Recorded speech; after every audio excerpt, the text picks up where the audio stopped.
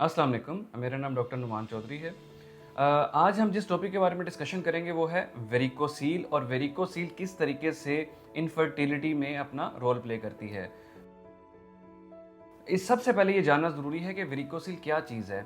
Varicocele basically testis से जो veins oxygen depleted blood लेकर जिस्म की तरफ जाती हैं, उनकी डायलेटेशन हो जाती है, जिसकी वजह से ऑक्सीजन डिप्लीटेड ब्लड वो उसकी पूलिंग शुरू हो जाते हैं इन दी टेस्टिस और इन दी सेक्रोटम। और ये approximately 15 to 20% of all males के अंदर इसका इंसिडेंस रेट है। बट जो इनफर्टाइल मेल हैं उनमें अप्रोक्सीमेटली अप टू 40% तक वेरिकोसील पाई जाती है। Patient usually remain asymptomatic and usually incidental finding जब कोई क्लिनिकल एग्जामिनेशन किया जाता है तो उसमें वेरिकोसील आइडेंटिफाई होती है।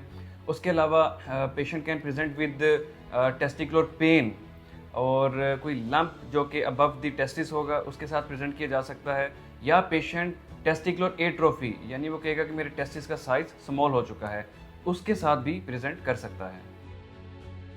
वेरिकोसील बेसिकली इनफर्टिलिटी को अफेक्ट करती है क्योंकि ये पूलिंग की वजह से एक तो सेक्रोटम के अंदर टेम्परेचर रेज हो जाता है, सेकेंडली कुछ फ्री रेडिकल रिलीज होते हैं जिसकी वजह से ऑक्सीडेटिव स्ट्रेस होता है। So heat stress, oxidative stress, they all leads to sperm abnormalities. Varicocele basically also testis को भी इफेक्ट करती है। टेस्टिस का साइज डिक्रीज होना शुरू हो जाता है एंड अगर ये जो डिफरेंस है between two testis more than 20% तक पहुंच जाए तो इट इज़ सिग्निफिकेंट डैमेज, या 2 ml से ज़्यादा अगर प्रीवियस रीडिंग से आप कह सकते हैं कि प्रीवियस रीडिंग से ज़्यादा इसका साइज स्मॉल हो चुका है, then it is also a significant thing.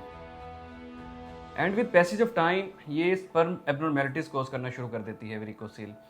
Start में फर्स्ट ऑफ ऑल उसकी जो स्पर्म की मोटिलिटी है वो इफेक्ट होगी, देन स्पर्म का जो टोटल नंबर ऑफ काउंट है वो इफेक्ट होगा, देन उसकी इवन मॉर्फोलॉजी भी इफेक्ट होना शुरू हो जाती है।